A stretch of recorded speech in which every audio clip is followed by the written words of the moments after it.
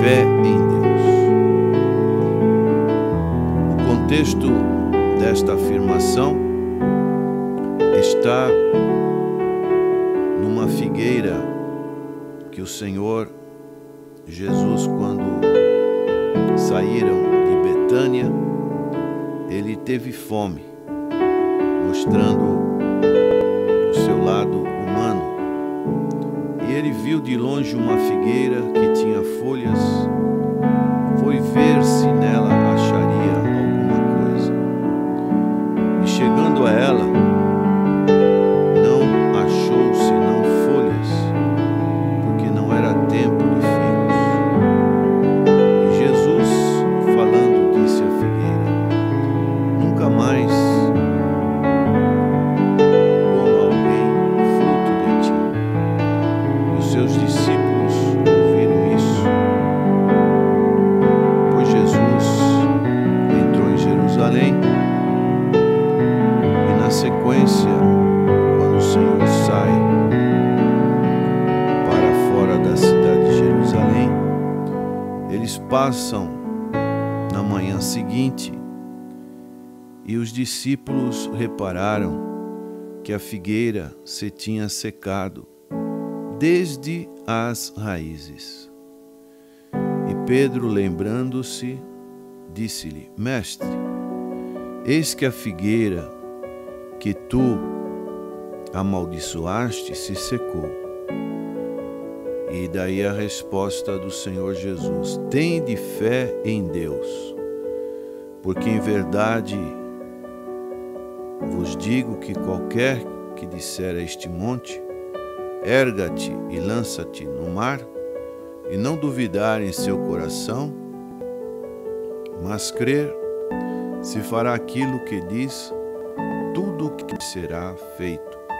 Por isso vos digo que tudo o que pedirdes, orando, crede que o recebereis e tê-lo-eis. A palavra fé, que é uma palavra-chave nessa porção que nós estamos lendo, ela significa convicção, confiança, crédito, crença, fidelidade e persuasão. Dentro do Novo Testamento, essa palavra fé, que no grego é pitis ou pistis, é o princípio divinamente implantado de confiança, convicção e crença internos. Confiança em Deus e em tudo o que Ele fala. Isso é implantado no nosso coração, tendo fé em Deus. Não é uma fé natural, mas é uma fé em Deus. É Deus que coloca no nosso coração. E essa palavra pistis é uma palavra que pode denotar objeto ou conteúdo da crença. Objeto ou conteúdo da crença. Quando mais nós somos informados dessa crença em Deus, da existência de Deus, por isso Romanos capítulo 10, versículo 17 diz que a fé vem pelo ouvir a palavra de Deus. Tem muitas pessoas, principalmente no campo da autoajuda, que é formulado o chamado pensamento positivo. Você tem que ter, tudo na vida você tem que ter pensamento positivo. Isso tem os seus resultados, podemos assim dizer. Mas a nossa fé como Jesus disse aqui, tende fé em Deus. Em Deus. É diferente. É bem diferente. Então podemos citar alguns exemplos da palavra do Senhor em Atos, capítulo 6, quando o início da igreja primitiva, quando os discípulos houve um aumento dos seguidores de Cristo e eles tinham um trabalho de ajuda, comida, essas coisas todas. Eles instituíram os chamados diáconos. Então houve uma separação de tarefas. Os discípulos, os apóstolos, ficaram mais envolvidos com a oração e o ministério da palavra, mostrando a função dos dons que Deus dá para cada um. E no versículo 7 diz: e crescia a palavra de Deus em Jerusalém, se multiplicava muito o número dos discípulos e grande parte dos sacerdotes obedecia à fé.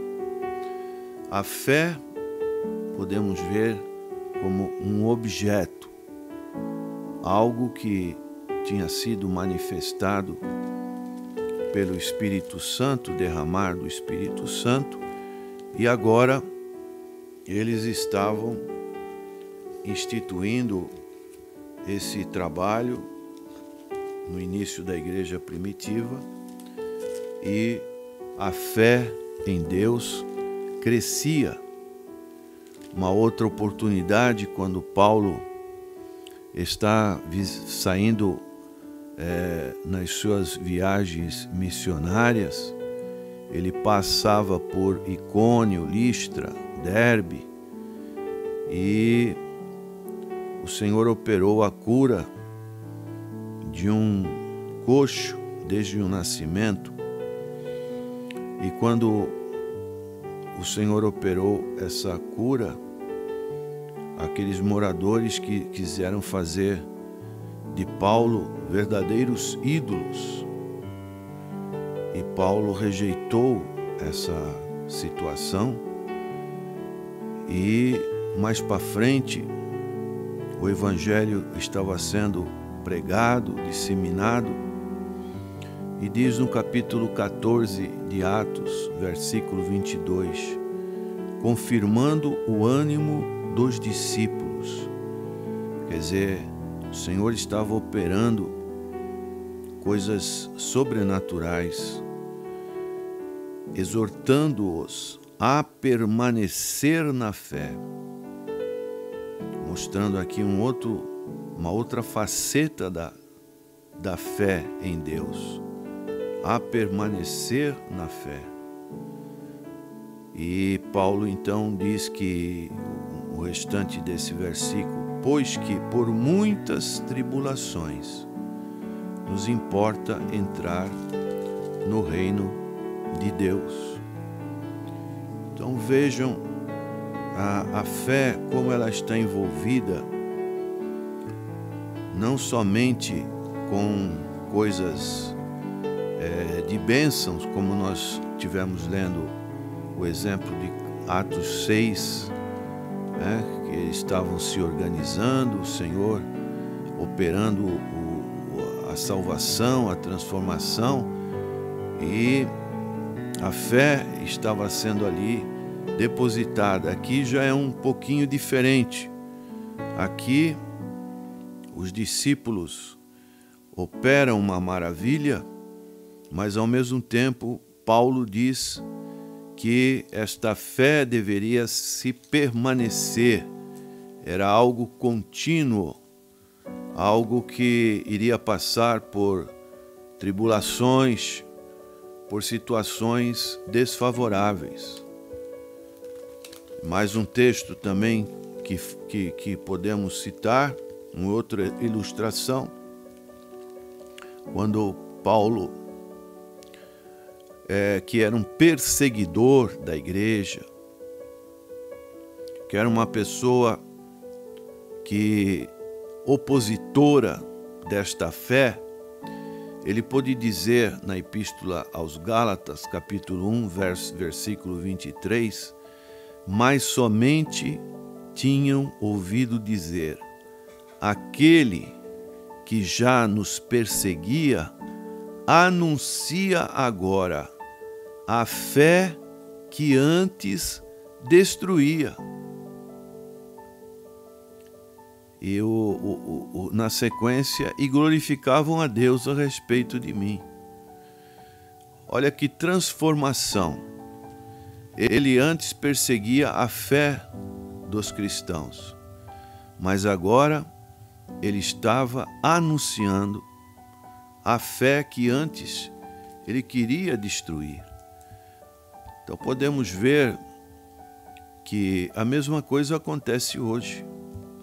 Quando você manifesta a fé na pessoa do Senhor Jesus Cristo, existem pessoas que querem destruir a sua fé, colocando coisas que muitas das vezes não estão dentro da palavra do Senhor. Por isso, o conhecimento da palavra do Senhor, ele é muito importante. Aqui podemos fazer uma metáfora no que estamos estudando a respeito dessa figueira. Por que o Senhor encontrou a figueira? A figueira, nós sabemos que é símbolo de Israel. E o Senhor ali mostrando para aqueles discípulos que Israel, eles não estavam produzindo frutos. A nação de Israel, ela estava infrutífera. Isso mostra uma realidade espiritual muito profunda também para nós, porque Jesus, lá em João capítulo 15, ele fala que a videira é verdadeira e nós somos os ramos, e nós somos podados, muitas das vezes passamos por provações e nós temos que dar frutos. João Batista dizia que nós deveríamos dar frutos dignos de arrependimento. Todo machado está posto à raiz das árvores. A árvore que não produz frutos é cortada e lançada ao fogo. Isso nos fala de fé. Não podemos ser que nem essa figueira, infrutífera nas coisas que são de Deus. Se nós somos de Deus, nós estamos sempre enxertados na videira e nós temos que dar frutos. Por isso Jesus recomenda para os seus discípulos: tende fé em Deus. Para que serve a fé então? A fé serve como pés para a alma, com a qual ela pode andar pela estrada dos mandamentos. Olha que ilustração, que analogia interessante, né? A nossa alma, que é algo interior, algo espiritual que nós não vemos, mas que sabemos que existe o homem interior, a alma e o espírito, coisas invisíveis, mas existe dentro de nós. E como nós andamos neste mundo? A Bíblia fala que nós não podemos andar somente por vista, aquilo que nós conseguimos enxergar. Nós temos que andar com vistas espirituais. Isso é muito claro quando nós estamos envolvidos com a obra de Deus, no caso, a igreja do Senhor, como é importante. Às vezes as pessoas querem andar apenas fisicamente na casa do Senhor, mas é um andar claudicante, é um andar que pode ter tropeço, queda. Essa não é a maneira correta de andar. Nós precisamos ter a fé, e a fé, ela pode ser comparada com os pés, assim como os nossos pés, pernas, nós nos locomovemos de um lugar para outro, assim também a fé, ela faz-nos andar a nossa alma. Se nós cremos em Deus, nós, por exemplo, queremos fazer o trabalho do Senhor, né? Não medimos esforços, distâncias para fazer o trabalho do Senhor.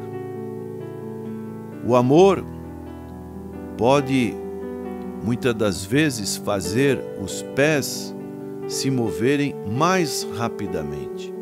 Pessoa cheia de amor, cheia da graça, ela move mais rapidamente. Mas a fé, ela é o sustentáculo da alma, é aquilo que sustenta.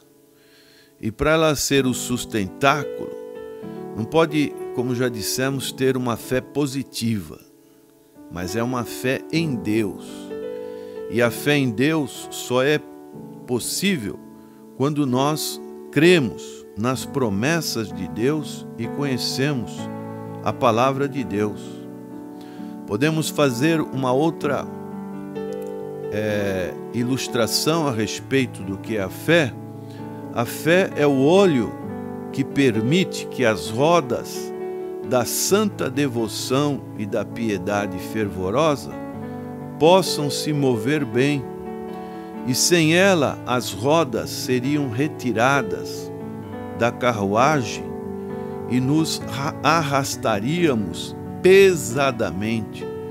Por isso que para muitos a vida cristã, com o passar do tempo, vai ficando algo pesado, pesaroso, né?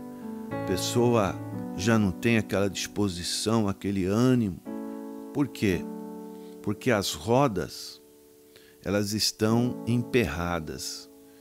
Elas não têm esse óleo que faz com que as engrenagens elas possam estar andando regularmente.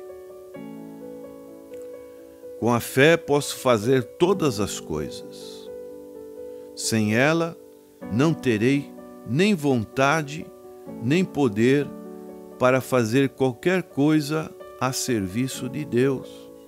Por isso Jesus disse lá na sequência para os seus discípulos: porque em verdade vos digo que qualquer que disser a este monte, erga-te e lança-te no mar, e não duvidar em seu coração, mas crer que se fará aquilo que diz, tudo o que disser lhe será feito.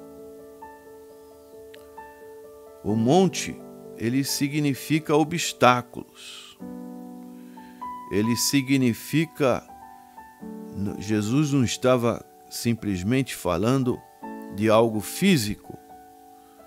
Para que falar para um monte e para o mar? Não tem nada a ver, né?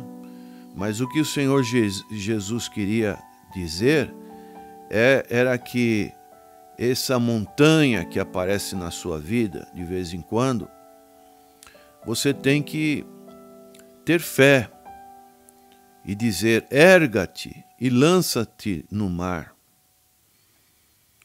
Porque nós estamos numa verdadeira batalha espiritual e nós precisamos então ter esses recursos que o Senhor coloca à nossa disposição para fazer o trabalho, principalmente o trabalho de Deus, e consequentemente podermos fazer outras atividades da nossa vida com aquilo que o Senhor tem para nos oferecer. Se você fizer uma pesquisa a respeito dos grandes heróis da Bíblia e mesmo pessoas que você conhece, que você conheceu, você quiser encontrar os melhores homens e mulheres que servem a Deus, você deverá procurar os que tiverem mais fé em Deus. Podemos ver que uma pequena fé, ela pode salvar um homem, mas o que também podemos constatar que esta pequena fé que é salvadora, que é um dom de Deus, isso não vem das obras, mas é um dom de Deus, como encontramos em Efésios capítulo 2, verso 8 e 9. Essa fé, ela salva, mas não poderá fazer grandes coisas para Deus. Então tem muitos, infelizmente, que estacionam, não tem aquele ânimo de fazer o trabalho. Se temos pouca fé, nós temos a possibilidade de estarmos, como diz a palavra de Deus, salvo. Mas é como uma pérola que está escondida numa concha.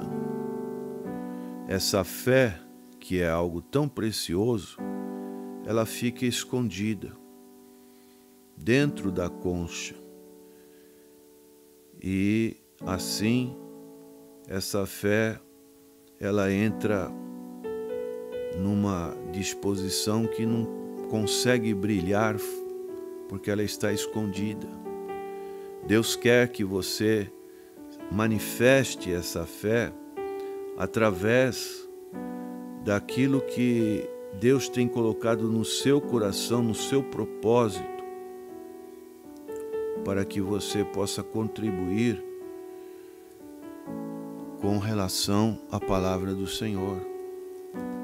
Nós falamos dos chamados heróis da fé, e lá em Hebreus capítulo 11, verso 1, fala: ora, a fé é o firme fundamento das coisas que se esperam e a prova das coisas que se não veem. A fé, ela pode ser colocada como a verdade que vem da parte de Deus. É uma obediência ao desconhecido. E, continuando, o autor aos Hebreus fala: porque por ela os antigos alcançaram testemunho.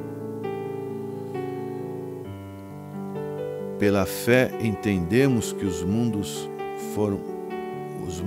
pela palavra de Deus foram criados, de maneira que aquilo que se vê não foi feito do que é aparente. E no versículo 6 diz: ora, sem fé é impossível agradar-lhe, porque é necessário que aquele que se aproxima de Deus creia que Ele existe e que é galardoador dos que o buscam. Portanto, nós não podemos habitar na escuridão, principalmente nesses momentos de grande expectativa que nós estamos vivendo a nível mundial com relação a essa pandemia que atinge todas as pessoas. Nós não podemos ficar na escuridão, não podemos habitar na tristeza e na angústia, porque isso denota uma pequena fé. Mas, como disse Jesus, tende fé em Deus, nós temos que amar a luz que vem da parte de Deus. Nós temos que cantar cânticos de júbilo por causa da fé que Deus tem colocado em nosso coração. Então nós temos que procurar com zelo esse grande dom que o Senhor falou aqui no Evangelho de Marcos. Tende fé em Deus. Isso deve ser a nossa busca, porque vivemos numa verdadeira batalha espiritual e nós precisamos desta fé para que em todas as situações, como Jesus disse no versículo 24 de Marcos 11, por isso vos digo que tudo o que pedirdes, orando, crendo, que o recebereis e tê-lo-eis. Que Deus abençoe a sua vida e que realmente você seja uma pessoa que tenha fé em Deus, nas suas promessas, na pessoa do Senhor Jesus Cristo. Mesmo que você fale como aquele pai que tinha um filho lunático, ele disse para Jesus: Jesus, aumenta a minha fé.